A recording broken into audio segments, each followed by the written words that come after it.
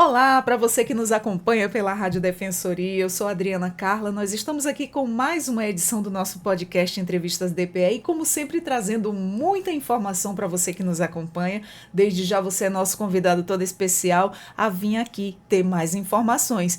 Hoje nós vamos falar de um assunto muito importante que envolve as nossas crianças. Se você já não tem mais uma criança, mas sempre conhece alguma ou a de alguém.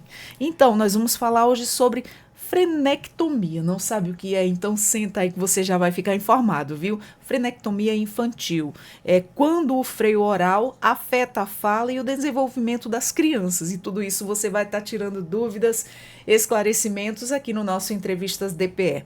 Para conversarmos sobre esse assunto, a nossa convidada de hoje, Thaís de Sá, odontopediatra, vai tirar todas essas dúvidas da gente, quebrar tabus, nos orientar. Thaís, seja muito bem-vinda ao nosso Entrevistas DPE. Eu que agradeço, Adriana, pelo convite. A gente que agradece e fica muito feliz por você ter disponibilizado seu tempo e estar aqui com a gente tirando as dúvidas tão novinha, tão cheia do conhecimento, assim, só dá orgulho, né? Seus pais devem ser super orgulhosos de você. Começou muito cedo, né, na carreira? Comecei, eu entrei na faculdade com 18 e formei com 23. Bem novinha, aproveitando mesmo o seu tempo, hein? Aí logo em seguida eu já entrei na especialização e Que aí maravilha! já tem uns 2 anos da odontopediatria. Que maravilha! Então, Thaís, você pode explicar para a gente, de forma bem clara, para a gente que não entende muito esses nomes, né? O que é freio lingual e o que é freio labial? Tem uma diferença, né? E como é que eles podem afetar o desenvolvimento oral da criança? Explica para a gente. Certo. Como eu estava falando, né? O freio oral, freio lingual, todos nós temos. A gente já nasce, é formado ainda na barriga, ainda na gestação. E aí, quando ele vem alterado, é que a gente precisa avaliar, né? Então, todo mundo tem. É aquela fina camada, né? Aquela membrana que tem embaixo da língua. Se a gente eleva a língua, a gente consegue avaliar, né? Então, todos nós temos. A diferença é que, às vezes, umas pessoas, né? Umas crianças vêm com freio alterado e outras não. Aí cabe uma avaliação para a gente poder determinar, né, se está afetando a limitação ali dos movimentos ou não. A gente estava até conversando, eu estava tirando dúvidas com ela, que eu sou leiga no assunto, né, gente? Sobre aquela questão da pessoa que puxa da língua assim, que fala desse jeito. Sim, ela falou que sim e não. Às vezes tem pessoas que são assim, né, Thaís, e outras não. Mas quais são aí os sinais clínicos observados, né, por pais ou profissionais de saúde? O que é que eles devem levantar suspeita de que um freio está interferindo aí em funções como a amamentação, a fala, a mastigação? Certo. Quando a gente fala de amamentação, a gente fala ali por volta de recém-nascido a 6 meses, né? Que é quando o bebê tem ali a alimentação exclusiva, o leite materno, ou fórmula, né? E aí, quando esse bebê, ele nasce, e logo hoje temos a lei do protocolo Martinelli, né? Que foi aprovada em 2014, que já obriga, né? Já é obrigatório realizar esse teste da linguinha ainda na maternidade. A gente né? está falando, né? Todos esses exames que ele oferece do olhinho, do pezinho. E como eu já sou mãe, meus filhos já estão de idade, eu ainda não passei por esse. E já existe há uns 10, 11 anos, né? Que a gente Isso. estava comentando já o teste da linguinha, onde detecta esse fator aí também, Isso. né? E aí, quando a gente é diagnosticado ainda na maternidade, é feito lá mesmo, né? Mas em alguns casos, passa meio que batido ali, não consegue diagnosticar porque tem uns freios que ainda a gente precisa avaliar Ainda a não são anatomia. percebíveis, né? Porque não é só... Quando a gente fala de freio alterado, né? De anquiloglossia, que é o nome científico, que a gente fala sobre esse termo, as pessoas logo imaginam, né? Quem tem mais ou menos uma noção, assim, é aquele freio em formato de coração, que quando a criança abre a boca, a gente consegue ver. Só que tem outros tipos de freios alterados que a gente pode diagnosticar. E aí, às vezes, esses freios alterados, diferentes, né? De anatomia diferente, passa meio que batido, né? E aí é mais difícil mesmo de realizar o diagnóstico quando é muito recém-nascido. E aí, quando tá lá na amamentação, a mãe percebe ali alguma dificuldade na pega, né? Percebe ali uma dor na amamentação, que não é normal. Percebe ali uma fissura que ocorreu porque o bebê não está conseguindo fazer a pega, ou às vezes o bebê está mamando e apresenta um cansaço na amamentação. Às vezes tem estalo, que é aquele clique, que o bebê está mamando e fica... Também não é normal, né? Então, tudo isso são sinais clínicos que dá pra gente treinar, começar a ter esse feeling, assim, sabe? São tantas coisas pra gente ligar o alerta, né? Porque às vezes pela desinformação a gente deixa passar batido. Não acontece, não é bem assim, né? Você tem que se atentar a tudo. Mas assim, eu gostaria de saber como é que é feito o exame, o diagnóstico para identificar a necessidade de frenectomia, né? Em diferentes faixas etárias, né? Desde o recém-nascido até as crianças em idade escolar. Certo. Em recém-nascido é o teste da linguinha. Aí é um teste que a gente faz somatória de pontuação, são scores. E aí, conforme a criança a gente vai avaliando e vai pontuando, é o que no final da somatória do teste que vai determinar se a gente precisa fazer a frenectomia ou não. Às vezes tem bebê que tem a língua presa, mas não significa que precisa fazer cirurgia, entende? Às vezes tem bebê que a gente avalia, tem a língua presa, mas tá ganhando peso, né? Tá se desenvolvendo bem, no seu tá cotidiano, conseguindo amamar, tá conseguindo amamentar, a mãe tá sentindo dor no peito, né? Porque às vezes pega errado ali, porque não tá conseguindo fazer a sucção da forma adequada. Não tá? Então não precisa, né? A gente aguarda mais um pouquinho quando a criança for um pouquinho maior, aí reavalia, vê se tá alterando, se tá afetando a introdução alimentar, se tá afetando a fala. E aí quando a gente entra na fala, é importante eu citar que a gente não trabalha só no consultório clínico odontopediatra para esse diagnóstico. Quando envolve fala, a gente sempre encaminha para fono.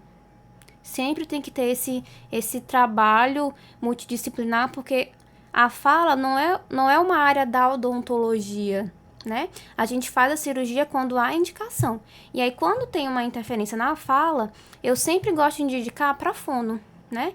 Aí eu indico para a fono avalia e fala assim, ó, tá aí, realmente tá tendo ali uma dificuldade, tem uma tensão perioral, a criança não consegue, tem uma limitação na língua, não Vocês consegue... têm que trabalhar em conjunto, né? Isso, não consegue falar alguns fonemas, né? Tá tendo essa dificuldade, não tá evoluindo, né? Quando a gente já tem um acompanhamento com a fono, por exemplo. E aí tem que fazer cirurgia, aí a gente agenda e faz, né? Mas nem toda criança tem. Geralmente, quando eu atendo de primeira o paciente e eu avalio ali o freio e tem alteração, eu sempre gosto de indicar para fono, porque em relação à fala, é a fono que faz esse diagnóstico, né? Não cabe a mim falar, olha, ele tem a cirurgia, tem o freio alterado, ele precisa fazer cirurgia. Não, porque às vezes tem, mas não significa que tá limitando alguma coisa, entende? Então é importante vocês, né, trabalharem juntos, né? Entrarem aí num combinado aí, ver a situação, cada um vê aí no seu lado. Mas quais são os riscos e complicações e potenciais? Os pais, eles devem, assim, conhecer antes de autorizar uma frenectomia, né? Como é que esses riscos são minimizados aí na prática clínica? Quando a gente fala de... Toda cirurgia tem ali os seus riscos, né? E ainda mais quando a gente se fala de criança e recém-nascido, que o recém-nascido ele não teve contato com muita coisa, né? O mundo externo ainda ele não teve muito contato. Então, quando a gente atende principalmente recém-nascidos, a maior A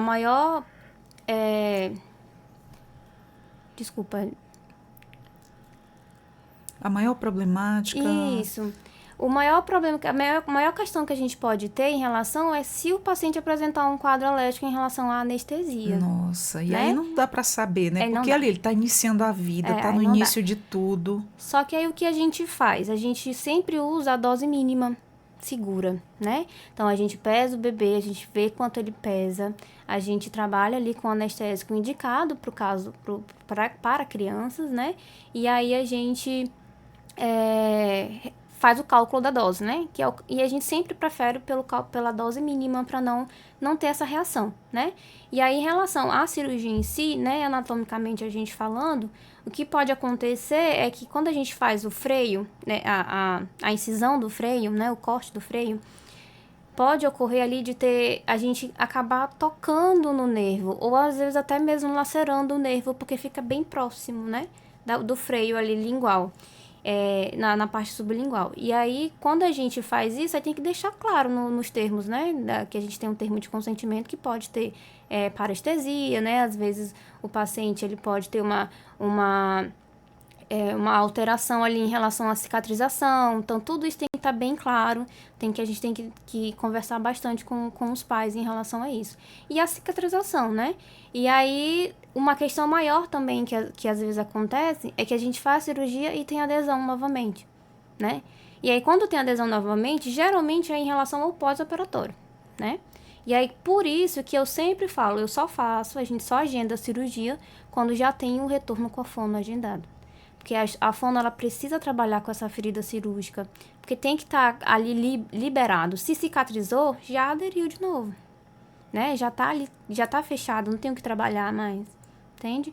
E aí a fono, ela precisa trabalhar essa questão da mobilidade. Porque enquanto tá aberto, né? Aberto entre aspas, porque a gente sutura, ela trabalha essa questão da mobilidade para poder tirar a tensão que estava em volta ali da língua, para poder ajudar nessa mobilidade, para poder favorecer. Olha que interessante, ainda tem um pós, né? Ainda tem um pós. Então, quando eu faço cirurgia, que a gente agenda, eu só realizo quando eu tenho retorno com a fono, porque já aconteceu casos de que acontece muito também até na maternidade, que quando realiza a cirurgia não tem um acompanhamento no pós. Aí é meio que um serviço, uma cirurgia que foi feita meio que em vão ali, sabe? Nossa. Que a maioria que quando ocorre não tem esse acompanhamento após, né, cirurgia com a fono, tem muitos casos de adesão, porque não foi trabalhada a língua, né? Então, principalmente em bebês, quando tá amamentando ali, que a gente fez a cirurgia, a língua ela só fica em assoalho, ela só fica baixa. Ela não trabalha, ela não eleva, porque o bebê não faz outra coisa além de mamar. Então, ela meio que cicatriza baixa de novo. Então, por isso que quando a gente faz o corte, a gente tem que trabalhar a mobilidade mexendo mesmo, movimentando a linguinha. Olha a importância da gente estar sabendo disso de um profissional, né? Porque se não oferta esse pós, então o que adiantou passar por aquele processo, fazer a cirurgia e não ter esse trabalho com a fono logo após isso acontece? Fica como uma coisa em vão, né? Porque nem todos vão cicatrizar de forma correta, né? E aí já até crianças um pouco maiores, né? Eu já atendi no consultório e a mãe falou assim, mas ele realizou quando ele era bebê. Aí aderiu de novo. Não foi trabalhado o pós-operatório, né? Aí eu perguntei, você foi na fono? Às vezes no físio, né? O osteopata que ia trabalhar na questão da musculatura. Você foi na fono, no osteopata, para poder trabalhar o pós-operatório? Não. Aí tá aí, então a gente achou a causa, né? Nossa, dá um passo para trás, né, Thaís? Nossa, gente, olha como é importante a gente ficar bem informado sobre as situações. E quando a frenectomia ela é realizada com laser, né? Também tem esse procedimento. Quais são as vantagens e limitações comparadas à técnica convencional com o bisturi? Há contradições específicas para cada técnica? Contradições eu não chego a dizer, sabe? Mas tem diferença. Tem diferença sim. A vantagem da feita com laser é que o sangramento é mínimo. Até zero. Ele vai cauterizando. Vai cauterizando. Só que a questão maior é o pós-operatório. A cicatrização ela é mais demorada em relação a quando a gente faz da forma convencional. Entendi. Porque quando a gente... Falando de uma forma que dá para entender, né? Quando a gente faz ali uma cirurgia com um corte convencional, as células do nosso corpo, elas trabalham ali para ocorrer a cicatrização de primeira intenção, que é quando junta uma borda da ferida com a outra borda da ferida e aí une com as células que foram formadas ali. Aí eu tenho a cicatrização de primeira intenção. Quando a gente cauteriza, essas células, elas ficam meio que não conseguem... Que ressecadas e não conseguem se unir novamente, né? Aí tem que cicatrizar de segunda intenção, que ela tem que formar uma segunda pele ali em cima para poder cicatrizar. Entendi. Tem suas vantagens e suas desvantagens, né? E como é que é o manejo da dor e da ansiedade em crianças pequenas, né? Durante o procedimento e no pós-operatório? Quais são as anestesias, técnicas comportamentais? Quais são os mais utilizados? Porque a gente sabe que criança, quando já está em fase escolar, ela não para quieta, né? Como é que isso funciona aí no período de cicatrização? Que criança não para. Não para. A gente orienta os pais, né, no pós-operatório sobre os cuidados, né? Só que quando a gente tem criança em casa, a realidade é outra. Nossa, E não aí, me fale. e aí, às vezes, eu acho impressionante, porque às vezes eu faço a cirurgia, mando mensagem, e aí, mãezinha, como que fulano tá? Ai, tá ali brincando.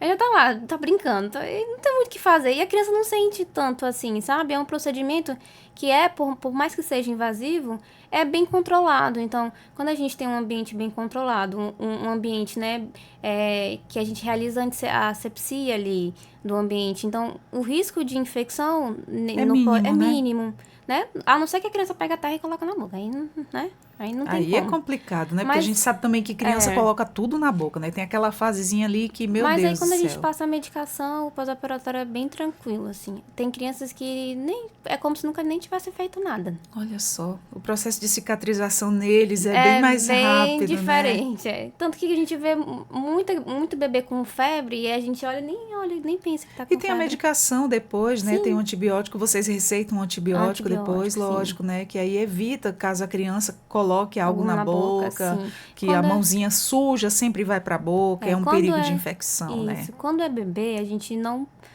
tende a passar tanta medicação, porque o próprio leite materno contém ali células que vai ajudar, anti-inflamatórias, né, que vai ajudar no processo de cicatrização. Então não precisa tanto a gente, no máximo um analgésico ali, né, alguma coisa. E é desse tipo. Mas antibiótico para bebê a gente não passa, mas Não, para até porque criança mesmo. estão muito bebezinho, não vão ter contato com sujeira, estão num período bem limpo ainda, É, sob bem os cuidados da isso. mãe. E aí, em relação ao manejo, né? Eu gosto sempre de a gente não fazer a cirurgia no momento da consulta. Primeiro é uma consulta e depois a gente agenda a cirurgia, né? Para justamente passar essas orientações de como que vai ser feito e preparar a criança tanto no consultório quanto orientar a mãe para preparar a criança em casa, né? Essa questão psicológica mesmo. Conversar bastante, Isso, né? explicar. E Orientar. aí tem na odontopediatria, tem uma técnica comportamental que a gente faz, né, de manejo, que é falar, mostrar e fazer, né? E aí, geralmente, quando eu atendo crianças, que a Ganhar gente... confiança, né? Isso, aí eu vou explicando, ó, a gente vai fazer assim, aí eu vou falando passo a passo antes de sentar ele na cadeira. E aí eu mostro passo a passo, falo o que a gente vai usar, quais os materiais que a gente vai usar, o que eu vou fazer. Se eu vou usar um remedinho para dormir a língua ou não, que é o anestésico, né? Se eu vou fazer o corte, aí eu mostro como é que eu vou fazer. É bem tranquilo, eu falo, é bem tranquilo, você só tem que deixar a tia fazer. E aí eu vou conversando, a gente vai trocando ali uma ideia com a criança e ela já vai sentando, já senta, já Vai ganhando a sabendo, confiança e é assim que sabendo. E aí, funciona, quando né? não dá certo, aí no caso a gente parte para um outro método, né? Que é quando é crianças maiores, que lá no consultório a gente faz a sedação também. Aí a gente faz a sedação com a criança, a gente seda ela e ela deita, fica Bem tranquilo tranquilo, e né? faz. Muito bem. E como é que a frenectomia ela influencia no sucesso da amamentação, quando indicada aí em recém-nascidos?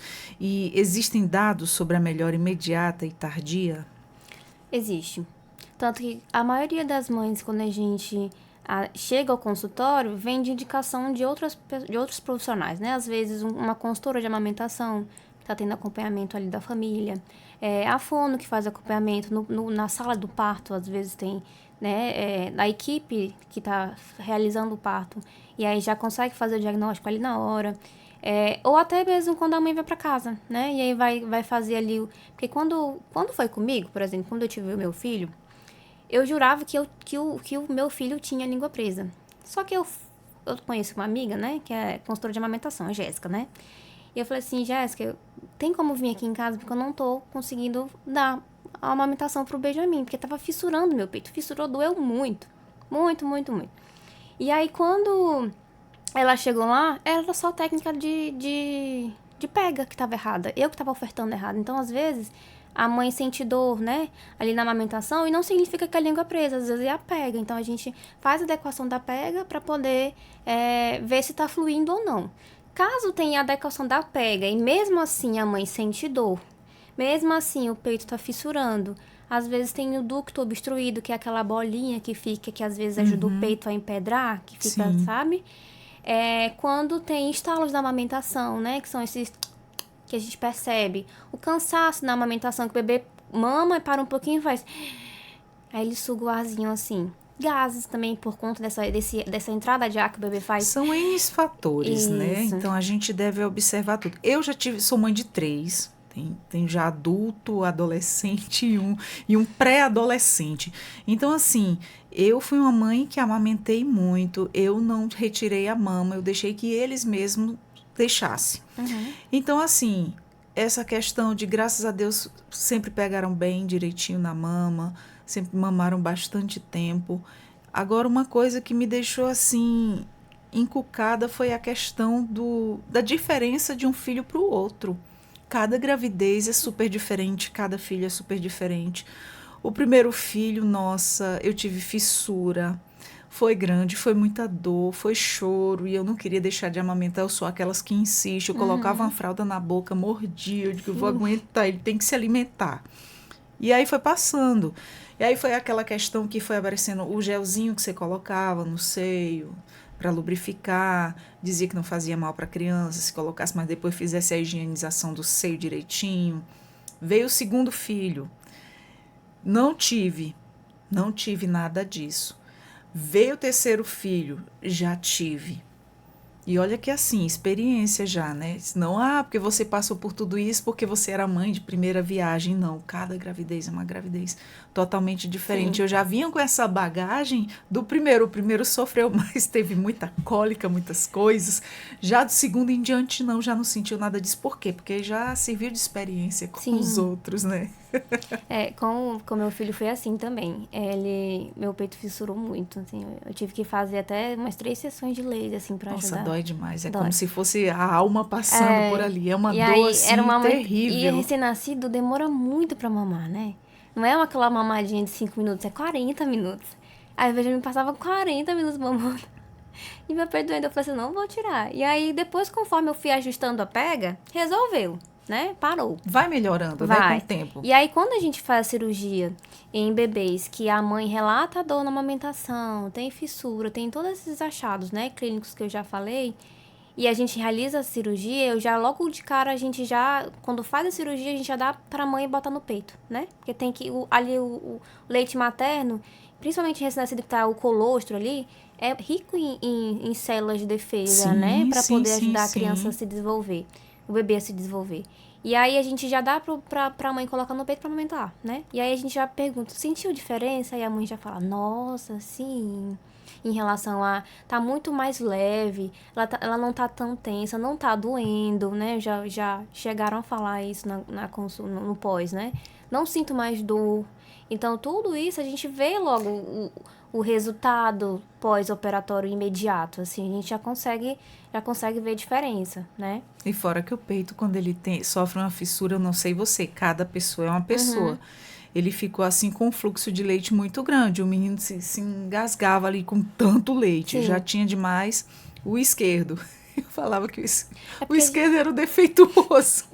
Porque a gente a gente para um pouquinho de dar o que tá doendo, né? E passa a dar o outro. Aí enquanto a gente tá dando mais o outro tá enchendo. Exatamente. Tá enchendo bem Sempre pedrando. fica um maior que o outro. E teve um momento assim que eu tive que me ausentar, tive que viajar e voltar. Nossa, quando eu voltei, empedrou. Foi horrível. Todas as veias dava pra ver. Sim. Mãe sofre, né? E às vezes dá mastite, né? A febre, que às vezes a Sim. mãe sente quando o peito tá empedrado.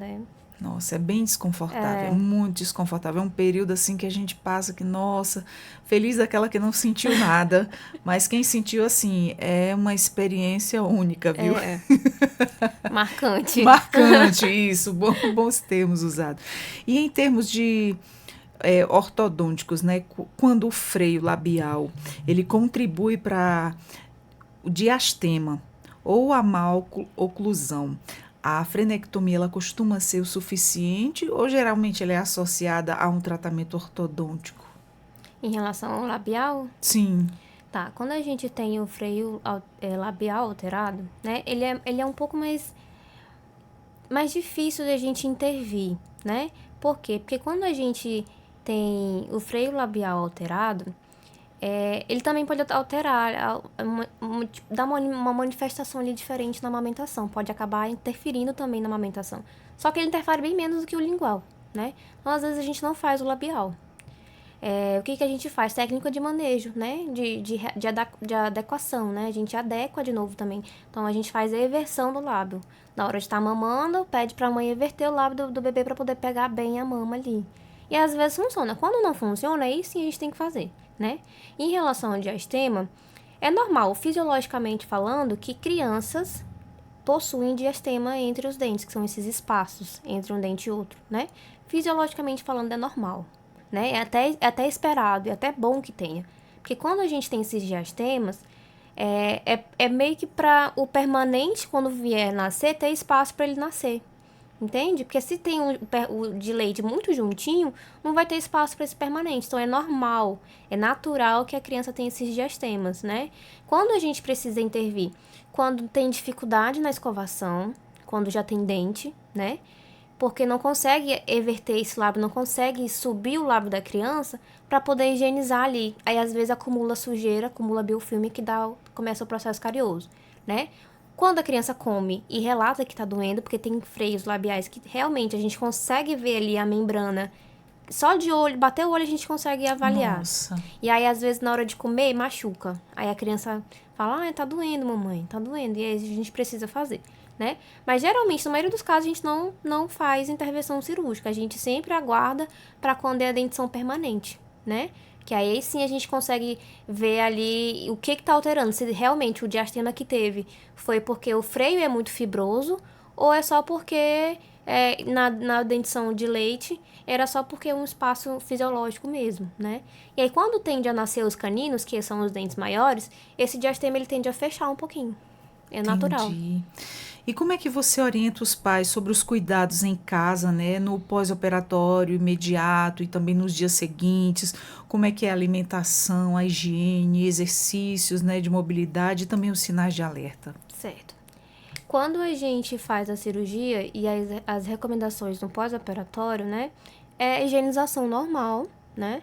A alimentação tem que ser uma alimentação líquida pastosa nas primeiras 48 horas, que é quando a língua está muito sensível, né? E às vezes a criança não vai... Em crianças maiores, né? De 6 meses. De 1 ano, digo até. Que já está comendo bastante, né? Tá comendo outras coisas. Aí a gente orienta em relação a higienização normal, né? Alimentação líquida pastosa das primeiras 48 horas. E a bastante ingestão de líquido, né? Para ajudar ali. Gelo no local, fazer compressa com gelo para poder amenizar a dor. E também para poder favorecer ali o coágulo que forma, né? Para ajudar na cicatrização.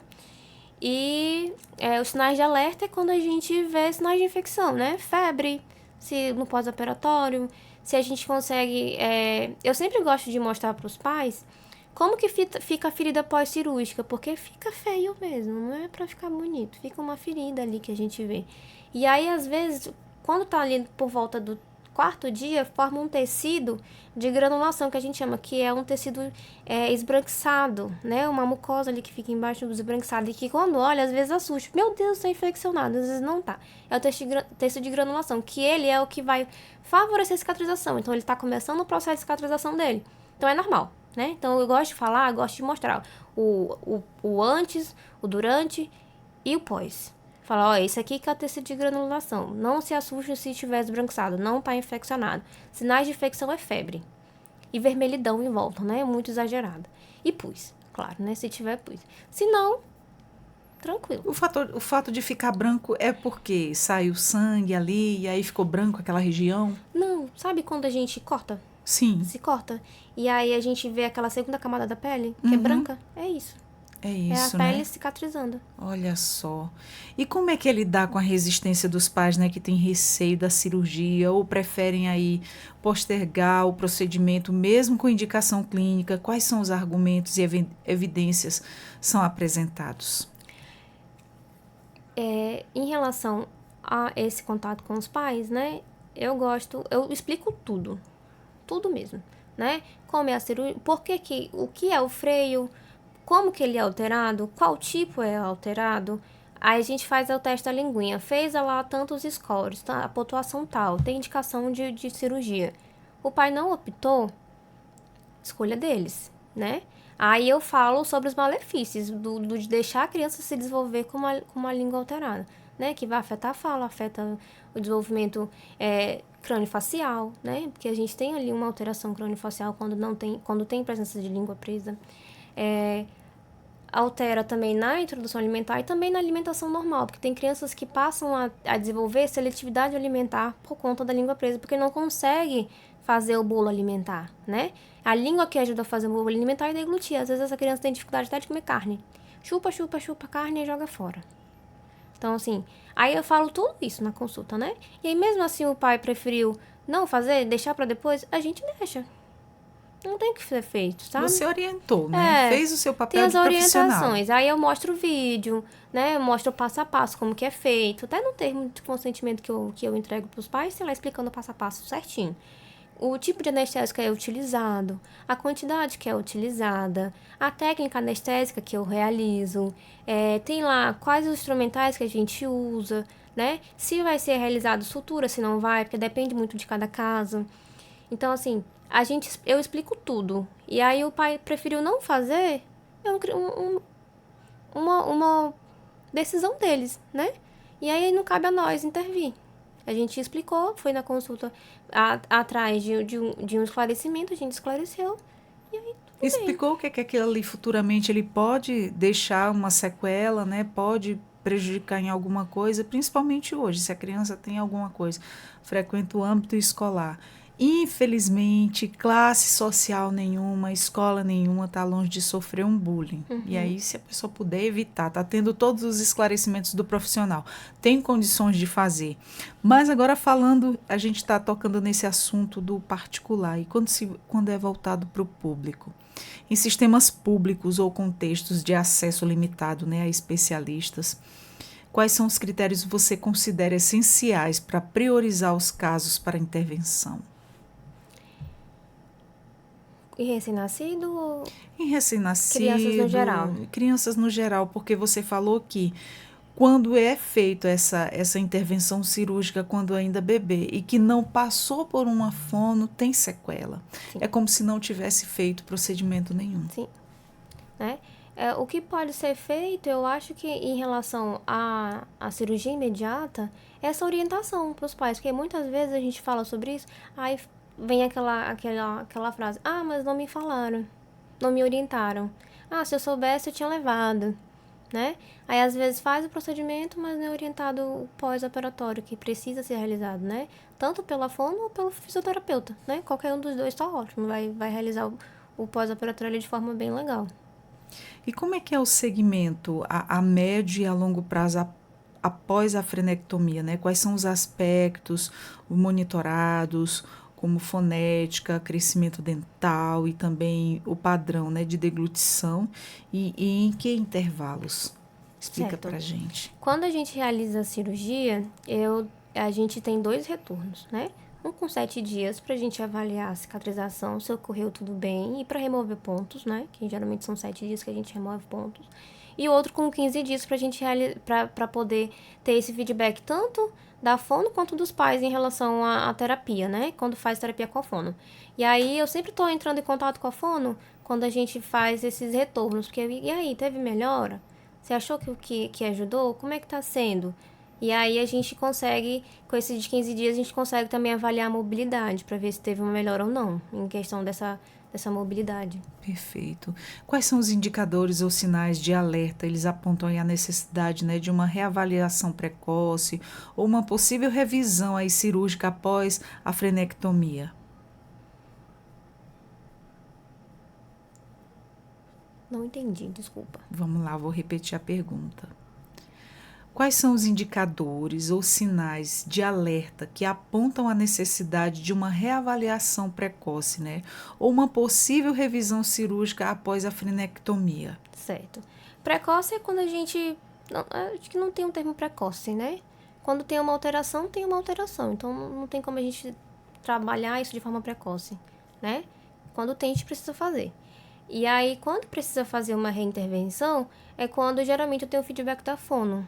Falo, Thaís, não tá fluindo.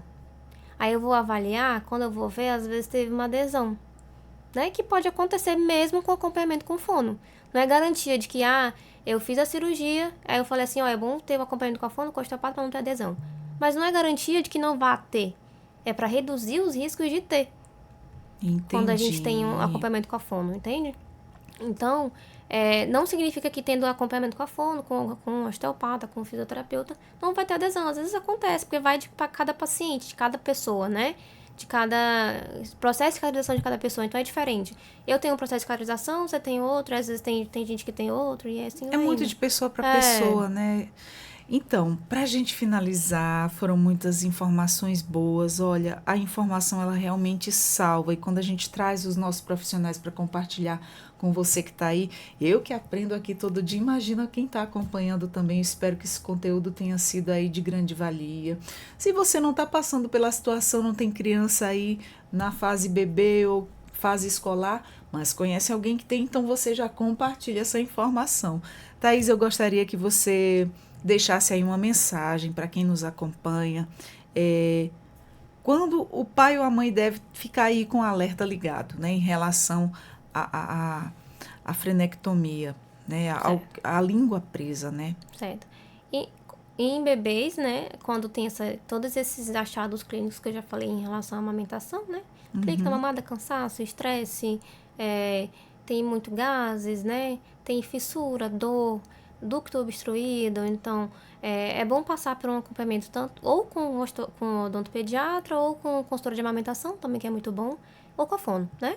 Quando a gente está falando de crianças acima de 2 anos, já para ela estar com uma gama de palavras novas, né? Fonemas novos. Então, ela tem que já estar falando uma quantidade certa de palavras. E ela não passa a falar, né? Ou fala de uma forma muito travada, às vezes errada, né? Que às vezes pode até acontecer no bullying na escola, né? Em crianças um pouco maiores que têm essa dificuldade na fala, na dicção de alguns fonemas. É interessante estar levando na consulta com a fono em relação à fala, né? E aí a fono vai avaliar para ver se tem essa alteração, essa dificuldade na fala, e aí ela repassa para o odontopediatra para poder fazer a cirurgia. Então, quando tem essa dificuldade na fala, que já era para estar fluindo melhor, pela idade, seria bom passar pela fono para poder... O freio oral, ele interfere em um monte de coisa, até na alimentação, na fala, em várias outras coisas. Então, os pais já ficam aí com o alerta ligado para quem tem bebezinho, para quem tem filho que já está aí na fase escolar, já fica aí com o alerta ligado. Conheço famílias que têm criança pequena, então, já compartilha essa nossa informação, que a Thaís de Sá, odontopediatra, nos trouxe aí muitas dicas valiosas e informações aqui para o nosso Entrevistas DP. Thaís, muito obrigada. Quero dizer que a gente está sempre de portas abertas. Obrigada por você ter disponibilizado esse seu tempo para estar aqui somando com a gente, porque a informação transforma, a informação salva também. Eu que agradeço, Adriana, foi um prazer. Muito obrigada, o prazer foi todo meu. E você nos encontra aqui, no Spotify, no Deezer, no YouTube, a nossa rádio web da Defensoria, o nosso Entrevistas DPE. Vou ficando por aqui e até a próxima. Tchau, tchau.